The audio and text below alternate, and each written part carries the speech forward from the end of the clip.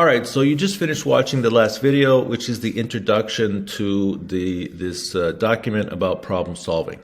So now let's actually go through these things as quickly as possible to understand specifically the structure of ideas. All right, so we have the nominal group technique. Now, what is the nominal group technique? That means that we first start with individuals recording without the group interaction, and then you have people sharing their ideas, and then you have your group discussion, and then you rank and vote alternatives. All right, so this is just a little bit of direction to say, hey, let people come up with their own ideas first. And then what? And then start brainstorming. So brainstorming, as you know, it's just a way, you're going to throw the ideas all over the blackboard. There's no rhyme or reason. All you do is put the ideas, try to get out all of your ideas on the blackboard in any kind of order. Now, the next thing to do, from my thinking, is then what you want to do is create an affinity diagram or a mind map. So remember, a mind map is where you have the idea in the middle of the page, which these are the main topics, and then these are the subtopics. So I feel like that this is kind of like brainstorming, but a mind map, it takes your brainstorming and puts a little bit of structure to it. And that's the same as an affinity diagram. The only difference is that an affinity diagram is going to have categories and then the pieces underneath it. But it's basically the same thing. All right, next is 5 whys. Now, everybody knows the 5 whys. It's like, okay, so why were you late for work? Well, because I got a speeding ticket. And why did you get a speeding ticket? Because I was driving too fast. And why were you driving too fast? Because I got up late. And why did you get up late? Because there was an alarm clock. All right, so this is adding more information to your mind map or your affinity diagram. It's more granular. And it's putting some rhyme and reason to some of those ideas. It's making a stronger connection. All right, so eventually you're going to get something like a fishbone relationship diagram or a tree chart.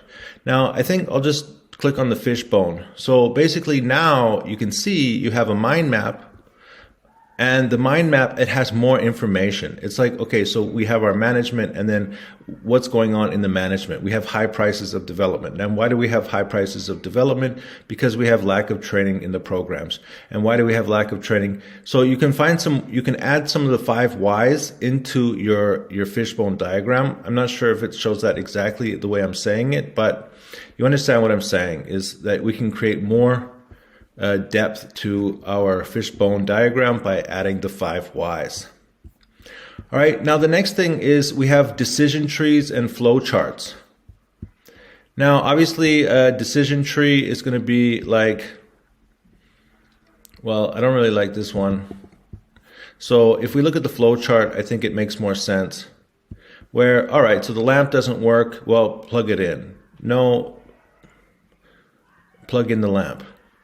All right, so is the bulb burnt out? Yes, then replace the bulb. It's not burnt out. Okay, so now we got to repair the lamp. All right, so now in addition to the 5 whys, this is actually giving you a path of progress. What should I be doing? How should I be thinking about this? Now, finally, we have the force field analysis. And this is interesting because it adds a little bit of gravity to the problem. So rather than for example, why? So let's say that the bulb was burnt out. All right. So what's the driving force to changing the bulb? Well, obviously it's because it's burnt out. Well, what are the restraining forces? Oh, well, we don't have a supply. We have a supply chain problem. We can't find the bulbs. All right. So it gives you even more depth to understanding what are the forces around those decisions. All right, so finally, let's go to the goal grid. I think that's the last little piece of the puzzle. And basically, you have 2 ideas. One is, do we have the thing that we want? Yes or no? And do we want it? So, the things that we want but we don't have, we have to acquire them. The thing which we want and we have it, we have to preserve.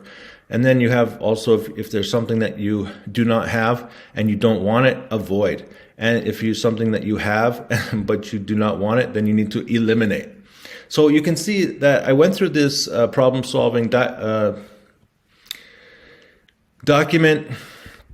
I was able to create some layers, and it really helped me to understand that these problem solving tools can be laced together to help me think better.